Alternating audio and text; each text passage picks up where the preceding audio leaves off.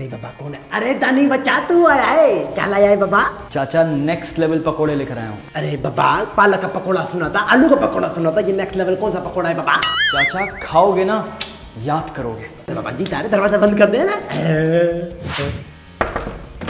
अरे बाबा गुल्लू बच्चा तू आगे कब से तेरे इंतजार कर रहा था, क्या लेके आए बाबा? चाचा कीमे के समोसे वीवीआईपी। भाई समोसे लेके आए, तुझे पता चाचा को कितना पसंद है बाबा। जब अगली बार आए ना तो बाबा शरबत भी लेके आइयो। वो क्या है ना गर्मी बहुत है ना बाबा। चल चल बाबा जी तारे चल चल चल चल शाबाश निकल।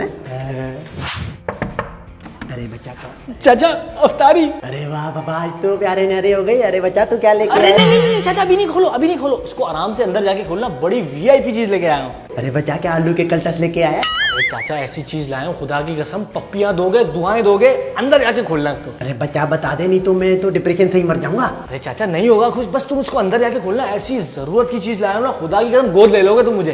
अंदर जाके अंदर जाके अंदर जाके। दरवाजा बंद कर देना।